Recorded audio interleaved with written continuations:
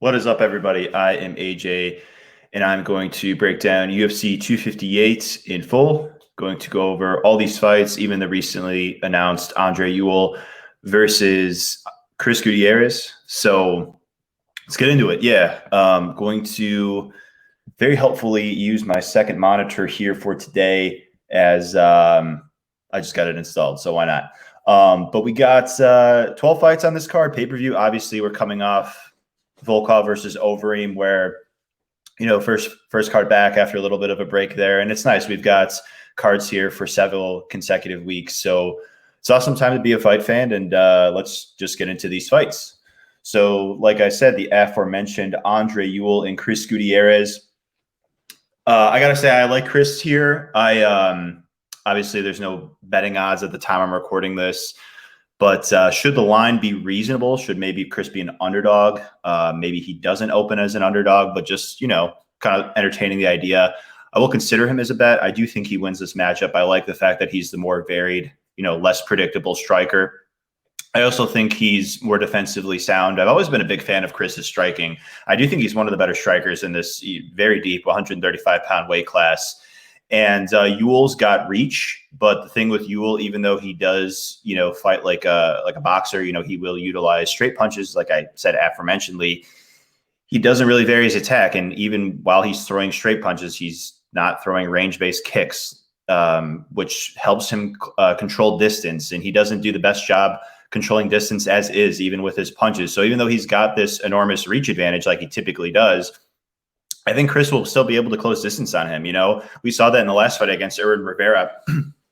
Rivera was able to close distance on Yule and able to get a split decision. We know Chris Gutierrez, just like a lot of these fighters from Denver, Colorado, Mark Montoya, and those guys, they like to utilize the low calf kick. And Chris actually has a finish by accumulative low calf kicks last year against Vince Morales, right? So he will go to that. Chris is, like I said, he's not just more varied in terms of like he utilizes more kicks, but he'll work the legs, he'll work the body and the head, whereas Yule's primarily a head hunter.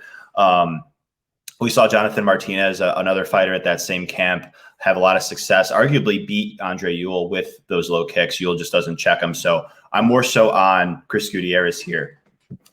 Next fight, we'll just work our way on up here. Jillian Robertson taking on Miranda Maverick. As you might already know, I did take a underdog bets on Jillian Robertson, 1.5 units at plus 125 recently.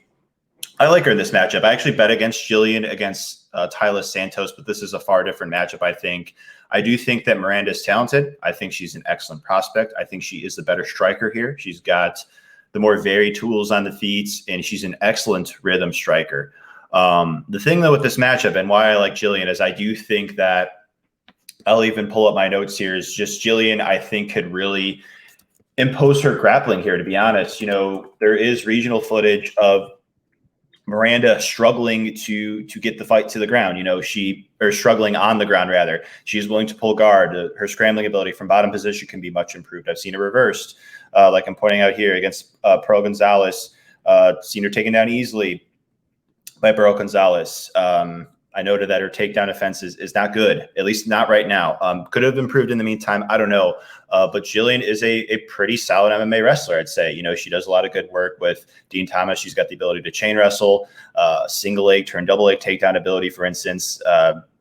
Good top control pressure.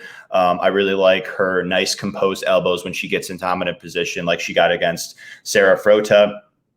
She's a BJJ black belt. I think she's the better scrambler of the two. And I just think that Jillian should be able to control where this fight goes. Like I say, I do think Maverick will have the advantage striking. But the thing that I like about Jillian striking is she's all the way in, trying to take you down, or all the way out. So I think that sort of style, even though we're in the smaller octagon now at Apex, will kind of, in some respects, mitigate the chances of Miranda getting into a rhythm, which I think is important.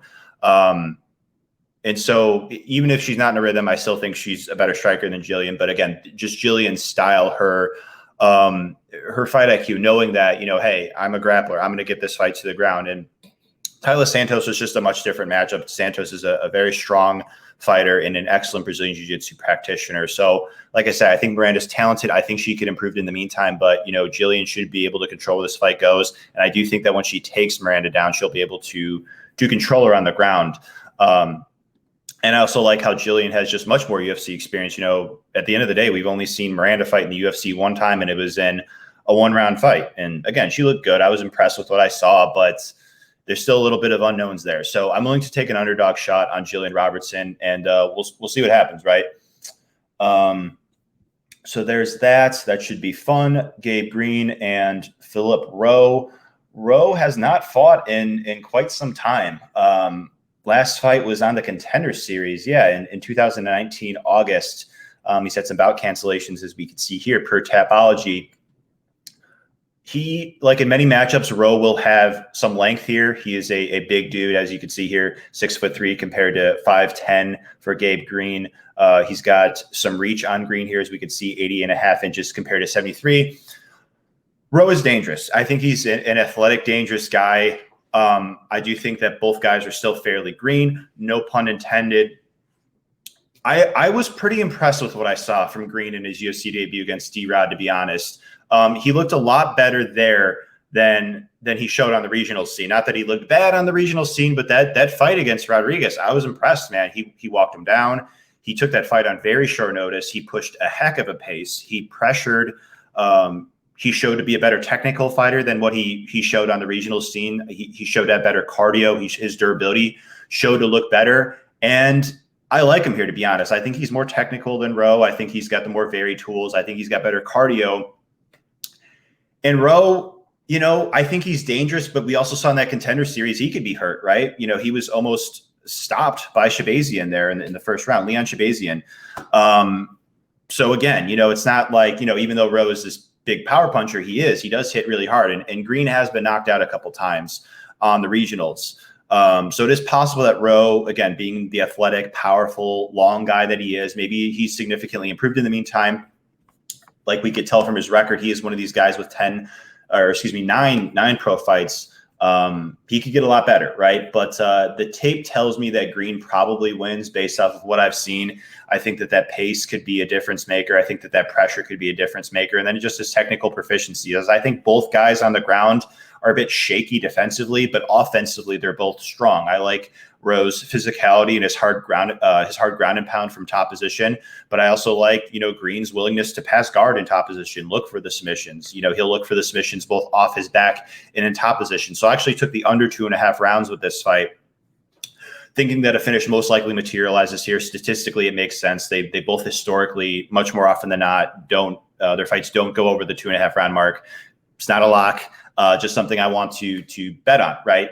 So I think stylistically it makes sense, statistically it makes sense, and that's why I took the under there. So as far as the pick goes, I'm going to side with Gabe Green. This should be a fun fight, though. I mean, I'm really looking forward to this one. This is early on the card. Obviously it's not going to draw much attention, being that it's not on the main card because, enough said, basically. But this is fun. I mean, I'm really looking forward to this fight, and I'll of course release my DFS article later this week, but this is one where, I am interested in it to some extent. So yeah, I'm really looking forward to that fight. Should be fun. Again, the pick is Gabe Green. Ricky Simone and Brian Kelleher. Yeah, I got to pull up best fight odds for this one because this is an example, to me at least, that says recency bias, right? The first time, I don't know if we could get the odds, but the first time, and I have a pretty solid memory. I've got people that told me that Ricky was a favorite in this matchup the first time it was booked, earlier in this year, but he wasn't this big of a favorite. In the meantime, obviously Brian didn't fight. Ricky fought. He looked great against Gaetano, right? Bet him there, but this is a much different matchup, right? I'm not going to bet Ricky against Kelleher, who is a solid wrestler himself. I liked Ricky against Gaetano because he just had him pretty much outmatched in the wrestling, grappling, cardio, provenness, things like that. But Kelleher, man, he's a veteran. I mean, this is a guy that has a very good guillotine choke. He's a guy that beat Ode Osborne, who we saw fight last card, he has a win over Yuri Alcantara, a submission win, which is not easy to do, let alone in your UFC debut, right? So again, I'm not saying he's going to go that the most likely thing is Simone's going to shoot on him and then Kelleher's going to rack up a guillotine. No, but he is a crafty veteran as Kelleher. He fights at a high pace on the feet. He's a varied striker. He's very tough, and he's got solid cardio. And we saw it even against a top 15 guy like Cody Stamann. He could go out there and compete with top 15 type guys, even in this tremendous weight class. And so I like Simone here. I think he's just a bit closer to his prime. I think he's a bit quicker. I think he could have success with the low kick, and I think he is a better wrestler, so he should be able to control where the fight goes. But again, I'm not as confident in him here as I was in that previous matchup. And these are, well, at least now, at the time the odds opened against Giotano, Simone opened 3-1 against Giotano, and I want to say around the same against Kelleher. Yeah, 3-1. I mean, it's crazy, man. Again, recency bias is a real thing, and again, I've done it in the past as well. So I'm not saying I'm immune to it by any means. I'm just trying to more so say it to justify why I personally think that these odds are the way they are, and I think it's because Simone looked great last time out, and not taking anything away from him, but again, these odds are a bit too wide to warrant a bet for me on Simone against a guy like Kelleher, right? So. I think it'll be close. I think that they'll both create a decent scrap, but I'm going to side, as far as the pick goes, with Ricky Simone, but no bet. All right, and then we are moving on up with the fight at strawweight, Pauliana Vienna and Mallory Martin. I agree with Martin being the favorite. I think that kind of like Simone, she's the better wrestler. She should be able to control where the fight goes. I think that even though Vienna is a threatening submission grappler, Martin is also a solid grappler, BJJ brown belt. We saw her put that on display her last fight. And I do think that if Martin just takes Vienna down, maybe she doesn't pass her guard a bunch, but I think she could hold top position. Like we saw Cyphers hold top position on Vienna. We saw Aldrich hold top position on Vienna. She's just content to play guard, and it makes sense, right? She's a tremendous Brazilian Jiu-Jitsu practitioner, but I'd be pretty surprised to see her get another guard sub here against Martin, who's shown to be, like I said, a solid wrestler and a solid grappler. So I think that based on the fact that Martin should be able to control where the fight goes, and based on the fact that I think she's the more technical striker, that's enough for me to favor her. As far as the bet goes, it's a pass. Vienna did look better last time out against against Whitmire. Even though it was a short fight, her technical striking looked better. Her head movement looked better. But again, is that sort of improvements can still show throughout the 15 minutes of a fight if she gets tired? I don't know. Again, well, it's just a wait and see thing. Maybe we get some questions answered here with that. If it goes 15 minutes, we could maybe make a decision going forward. Or I can make a decision going forward, on a bet. But as far as a pick goes, I'm going to go with Martin. But as far as the bet goes, I'm just going to pass on it completely and enjoy this fight. All right, we got Diego Lima and Bilal Muhammad. I like Muhammad here. I mean, that's not exactly a hot take, but, he's a big favorite, and I think rightfully so. Muhammad has tremendous cardio. I think he should be able to control where this fight goes. We saw Lima taken down, get controlled by Jesse Taylor, by Yushin Okami. Muhammad doesn't come from like an elite wrestling background, but he is still a solid wrestler. The guy's a pace machine, a cardio machine. He'll go out there, he'll attempt several takedowns over the course of 15 minutes. He just won't give up. And his striking is definitely looking good these days. He's always been a solid striker, but the way he stood up to Lyman Good last time was very impressive.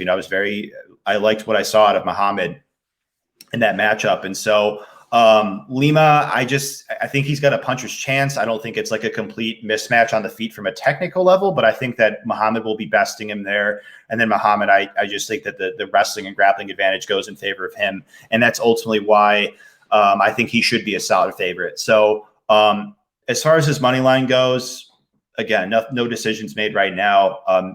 I'll see what that decision line goes, or looks like rather. Lima has been finished in the past, but Muhammad, generally a decision fighter.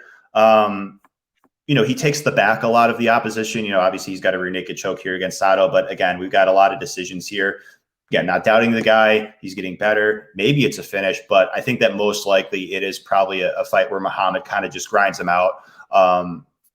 he's more than comfortable doing it. And like I say, he's got the cardio, the will to do it over 15 minutes, even against really good fighters. That win over Lima Good is very impressive, in my opinion. Next fight, we got another big favorite, Rodolfo Vieira and Anthony Fluffy Hernandez. As you may have saw, I took the under on this fight. I just think that basically Vieira's going to go out there and get a quick sub. I like the under more so than his money line, just because the price is a lot better, and I think that's most likely what happens. We saw Fluffy Hernandez against Marcus Perez give up the body lock, get taken down, get his back taken, and Vieira is a beast, Brazilian Jiu-Jitsu practitioner. So credentialed. He's got over 100 grappling matches. The guy's big for the weight class. He used to fight at light heavyweight in the past. He's just so strong, all those years of grappling, and he's a very good technical grappler. Even his takedown game is very impressive, right? He's got a double leg takedown game, and he is just a beast. I mean, this guy, once he gets a hold of you, it just until I actually see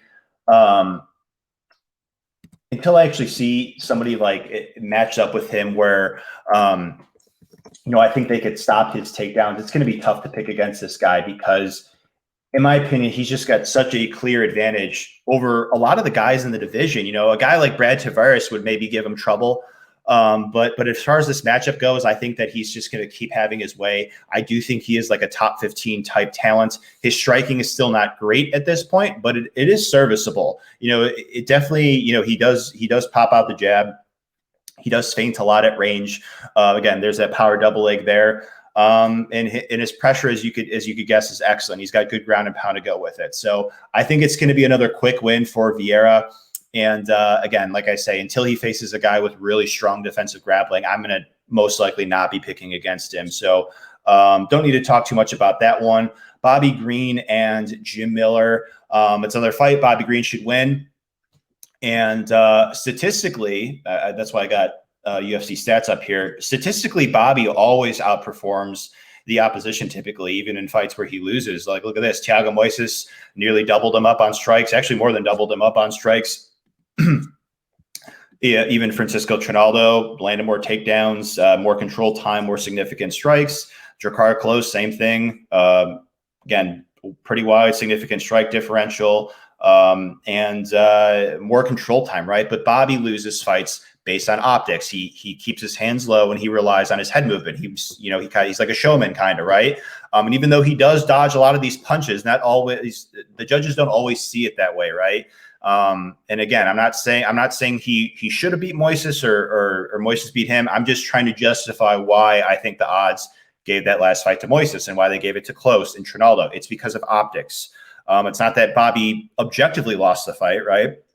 You can make a very strong case that Bobby won each and every one of those fights, but they are a lot closer than they need to be, and why some judges scored the other way because of the optics, because Bobby does he does sometimes play to his opponent's strengths. I mean, Moises got him in a couple deep submission attempts, and again, it got him in trouble. So this is another matchup, though, where Bobby, I think he's quite a bit better than Miller at this point. Miller's really tough, but these days he just has like one really solid round of cardio in him. And if Bobby is not careful on the ground, he certainly may get threatened again from submissions like we saw Moises do to him. Miller is still an excellent grappler. He'll have to mind his P's and Q's, but Bobby, I just trust him much more over 15 minutes. I think he's a better striker, probably a better wrestler at this stage, and he should be able to basically outpoint Miller over the course of 15 minutes. I think he's got more tools on the feet. I'm not expecting a knockout or anything, but I think that Bobby should comfortably win this fight, assuming he doesn't play around too much with Miller on the ground. So those are my thoughts there.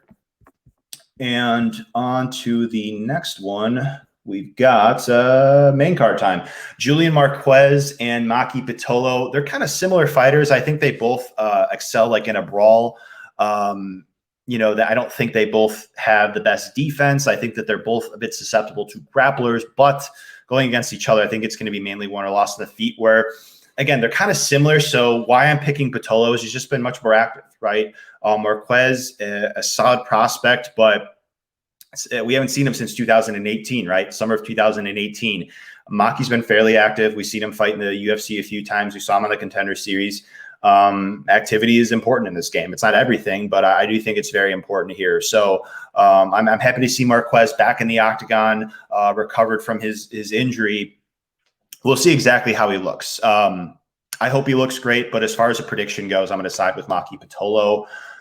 Pedro Munoz and Jimmy Rivera, these two actually are, this is a rematch. Jimmy Rivera won the first time via split decision.